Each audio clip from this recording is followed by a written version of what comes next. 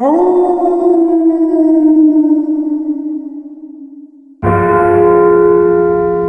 कहानी है आर्यन की, एक मोटर व्लॉगर जो सिर्फ पुराने रास्ते और वीरान जगहें एक्सप्लोर करता था। उसे क्या पता था कि इस बार वह सिर्फ एक रास्ता नहीं बल्कि एक श्राप खोजने जा रहा है। अरावली की पहाड़ियों के बीच एक ऐसा डाक बंगला खड़ा है, 20 साल पहले जलकर खत्म हो चुका है, लेकिन वहां हर साल कुछ लोग गायब हो जाते हैं। आज भूतिया मंजर आपको ले जा रहा है उसी जगह जहां रात के अंधेरे में खिड़की के बाहर दिखती हैं सिर्फ 2 सफेद चमकती आंखें, जहां रास्ते खुद दोहराते हैं और जहां एक मरा हुआ चौकीदार अब भी मेहमानों का इंतजार करता है। ये कहानी है एक ऐसे जाल की जो एक बार इंसान को फंसा ले तो वापस निकलने का कोई रास्ता नहीं छोड़ता। आइए शुरू करते हैं आज की सच्ची घटना पर आधारित कहानी, अरावली का भूतिया हाईवे के खौफनाक कहानी। सूरज अरावली की सूखी कटीली पहाड़ियों के पीछे डूब रहा था, जिससे आसमान में खून जैसा गहरा लाल रंग फैल गया था। आर्यन अपनी भारी भरकम रॉयल एनफील्ड हिमालयन पर सवार था। वह एक सोलो ट्रैवलर और मोटो व्लॉगर था जो उन रास्तों को खोजने का शौक रखता था जो गूगल मैप्स पर धुंधले दिखाई देते थे। उसका आज का लक्ष्य काली घाटी नामक एक पुराने वीरान किले के खंडहरों तक पहुंचना था, जिसके बारे में कहा जाता था कि वह सैकड़ों सालों से वीरान पड़ रहा है। शाम के 7 बज चुके थे। सर्दियों की हवा हड्डियों में चुभने लगी थी। आर्यन के हेलमेट के वाइजर पर धूल की एक परत जम गई थी। उसे अब तक मुख्य सड़क पर वापस आ जाना चाहिए था, लेकिन पिछले 1 घंटे से कुछ अजीब हो रहा था। उसने अपनी बाइक रोकी और जीपीएस चेक किया। स्क्रीन पर नीला तीर गोल गोल घूम रहा था। No signal. कमाल है, आर्यन ने बुदबुदाया। अभी 10 मिनट पहले तो सिग्नल था। उसने बाइक स्टार्ट की और आगे बढ़ा। सड़क अब डामर की नहीं बल्कि कच्ची और पत्थरीली हो गई थी। दोनों तरफ कीकर और बबूल के घने झाड़ थे जो अंधेरे में किसी कंकाल के हाथों जैसे लग रहे थे। लगभग 20 मिनट चलने के बाद उसकी हेडलाइट की रोशनी एक पुराने सूखे बरगद के पेड़ पर पड़ी, जिसकी जड़ों के पास एक अजीब सा पत्थर रखा था जिस पर सिंदूर पुता हुआ था। आर्यन ने जोर से ब्रेक लगाया। उसका दिल धक से रह गया। यह नामुमकिन है, उसने खुद से कहा। मैंने इस पेड़ को आधे घंटे पहले भी पार किया था। उसने अपनी कलाई पर बंधी घड़ी देखी, 7:45 शाम, लेकिन उसे लगा जैसे वह घंटों से चल रहा है। वह फिर आगे बढ़ा, इस बार तेजी से। इंजन की दहाड़ सन्नाटे को चीर रही थी। ठीक 15 मिनट बाद वही मोड़, वही कीकर की झाड़ियां और वही सिंदूर पुता बरगद का पेड़। यह चकमा था। स्थानीय भाषा में इसे रास्ता बंधना कहते हैं। वह एक ऐसे लूप में फंस चुका था जहां भौतिक दुनिया के नियम लागू नहीं हो रहे थे। घबराहट उसके गले तक आ गई थी। तभी उसे झाड़ियों के पीछे एक हल्की सी लालटेन की रोशनी दिखाई दी। वह कोई घर नहीं बल्कि सड़क किनारे बनी एक पुरानी पत्थर की झोपड़ी थी। वहां एक बूढ़ा आदमी बैठा बीड़ी पी रहा था। उसका चेहरा झुर्रियों से भरा था और आंखें अजीब तरह से पत्थर जैसी थीं। रास्ता भटक गए हो मुसाफिर? बूढ़े की आवाज किसी सूखी लकड़ी के टूटने जैसी थी। जी, मुझे हाईवे जाना है, मेरा जीपीएस काम नहीं कर रहा, आर्यन ने कहा, हेलमेट उतारते हुए। बूढ़ा हंसा, एक खड़खड़ाती हुई हंसी। इस जंगल में जीपीएस नहीं, नसीब चलता है। हाईवे तो यहां से 20 कोस दूर है। रात में इस रास्ते पर चलना मौत को दावत देना है। भटकती रूहें गाड़ियों को खाई में उतार देती हैं। तो मैं क्या करूं? आगे एक पुराना वन विभाग का बंगला है, डाक बंगला, अंग्रेजों के जमाने का। वहां का चौकीदार शंभू काका तुम्हें रात भर रुकने देगा, सुबह चले जाना। बूढ़े ने एक पगडंडी की ओर इशारा किया जो मुख्य रास्ते से अलग होकर घने जंगल में जा रही थी। आर्यन के पास कोई विकल्प नहीं था। उसने धन्यवाद दिया और बाइक उस पगडंडी पर डाल दी। जैसे ही वह आगे बढ़ा, उसने पीछे मुड़कर देखा। वहां कोई झोपड़ी नहीं थी, न ही कोई बूढ़ा, सिर्फ झाड़ियां और अंधेरा था। एक पल के लिए आर्यन को लगा कि शायद उसे भ्रम हुआ था, लेकिन बाइक के टायरों के निशान उस पगडंडी की गवाही दे रहे थे। पगडंडी एक लोहे के बड़े जंग लगे गेट पर जाकर खत्म हुई। गेट के पीछे एक विशाल पुराना विला खड़ा था। वह राजस्थानी हवेली और ब्रिटिश वास्तुकला का एक अजीब मिश्रण था।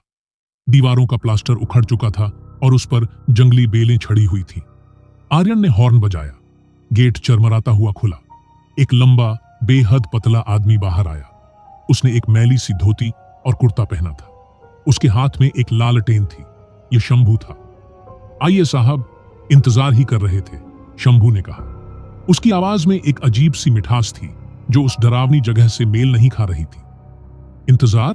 लेकिन मैंने कोई बुकिंग नहीं की थी, आर्यन ने बाइक अंदर लेते हुए कहा। साहब, इस तूफानी रात में मुसाफिर भगवान की तरह आते हैं। जगह खाली ही रहती है। मैं अकेला ही तो हूं, शंभू ने मुस्कुराते हुए कहा। उसकी मुस्कान उसकी आंखों तक नहीं पहुंच रही थी। बंगले के अंदर का माहौल भारी था। हवा में सीलन और पुरानी किताबों जैसी गंध थी।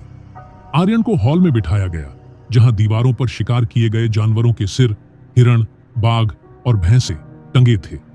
उनकी कांच की आंखें आर्यन को घूर रही थीं। शंभू ने बताया कि 4 कमरों में से सिर्फ एक ही रहने लायक है। उसने आर्यन को ऊपर की मंजिल के कोने वाले कमरे में ठहराया। साहब, आप फ्रेश हो जाइए, मैं खाना लाता हूं, शंभू ने कहा। आर्यन ने देखा कि पूरे बंगले में वह अकेला मेहमान था। सन्नाटा इतना गहरा था कि उसे अपनी ही सांसें सुनाई दे रही थीं। उसने अपने दोस्तों रोहन और विक्की को मैसेज करने की कोशिश की, जो दूसरे रास्ते से आ रहे थे और कल उससे मिलने वाले थे, लेकिन नेटवर्क गायब था। रात का खाना सादा था, दाल, रोटी और एक अजीब सी महक वाली सब्जी। आर्यन को भूख लगी थी। उसने बिना सवाल किए खाना खा लिया। शंभू उसके पास ही खड़ा रहा, उसे खाते हुए देखता रहा। आप नहीं खाएंगे? आर्यन ने पूछा। मेरा व्रत है साहब, अमावस्या है ना, शंभू ने उत्तर दिया। खाना खाने के 10 मिनट बाद ही आर्यन को भारीपन महसूस होने लगा। उसकी पलकें जैसे लोहे की हो गई थीं। उसे लगा जैसे उसे चक्कर आ रहा है। शायद थकान है, उसने सोचा और बिस्तर पर गिर गया। नींद एक काले समुद्र की तरह उसे निगल गई। उसे कोई सपना नहीं आया, बस गहरा अंधकार। रात के किसी पहर एक तीखी आवाज से उसकी नींद खुली। आर्यन हड़बड़ाकर उठ बैठा। सिर अभी भी भारी था। कमरे में घुप अंधेरा था, केवल खिड़की से आती हुई चांदनी की एक पतली लकीर थी। आर्यन की नजर खिड़की पर जमी। वह एक पुरानी शैली की भारी लकड़ी की खिड़की थी, जिसमें लोहे की छड़ें लगी थीं और अंदर की तरफ एक बोल्ट था। उसने सोने से पहले उसे खुद बंद किया था, लेकिन अब वह बोल्ट धीरे धीरे सरक रहा था। आर्यन की सांसें अटक गई।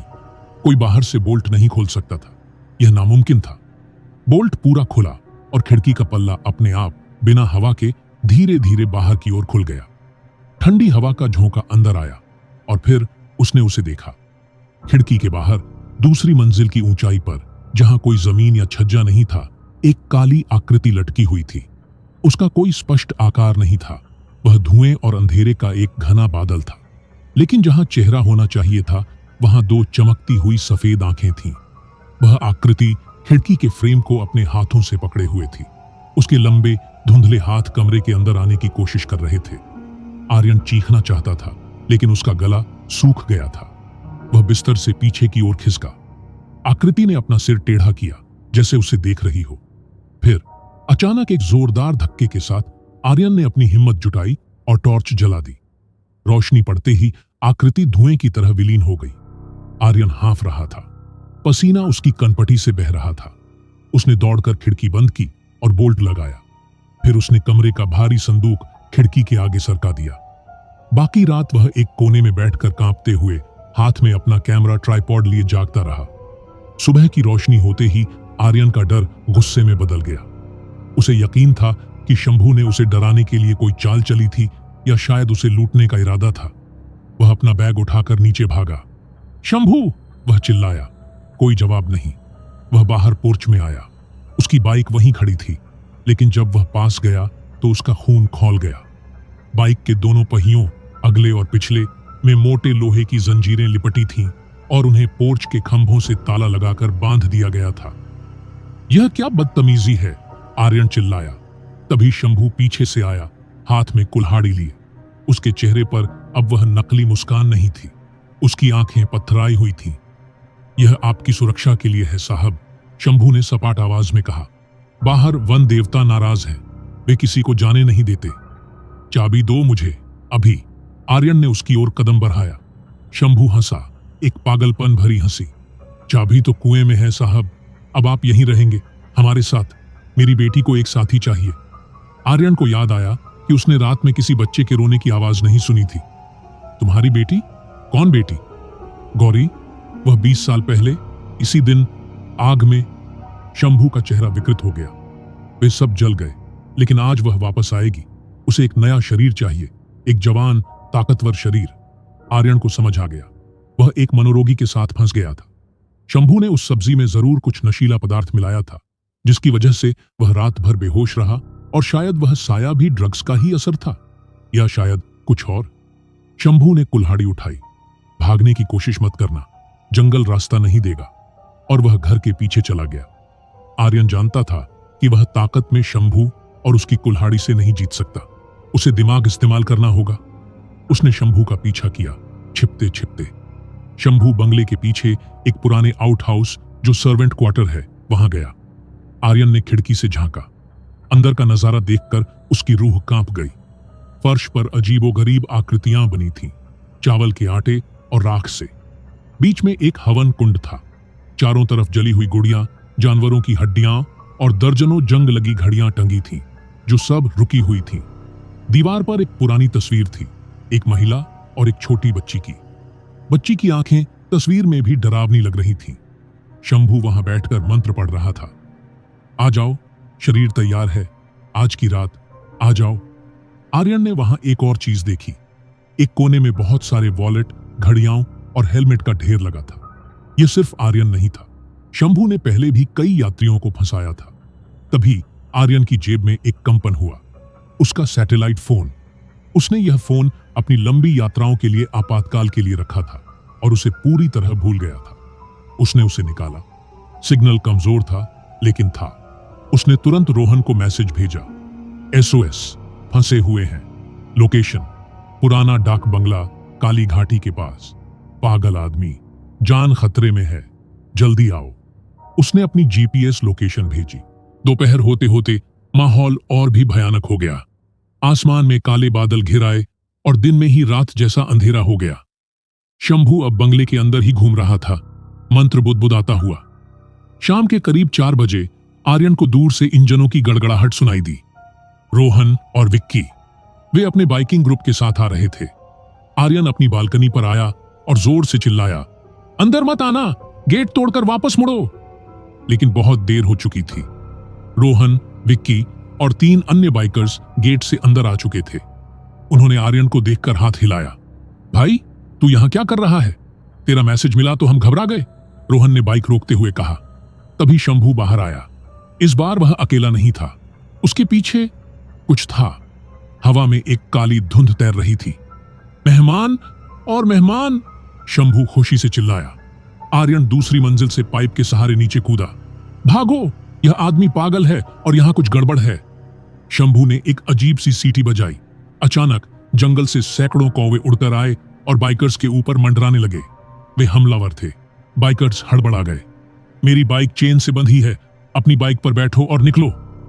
आर्यन विक्की की बाइक के पीछे कूद गया। लेकिन यह आदमी, चलो, आर्यन चिल्लाया। वे सब मुड़े और गेट की तरफ भागे। लेकिन जैसे ही वे गेट के बाहर निकले, पगडंडी गायब थी। वहां सिर्फ घना जंगल था।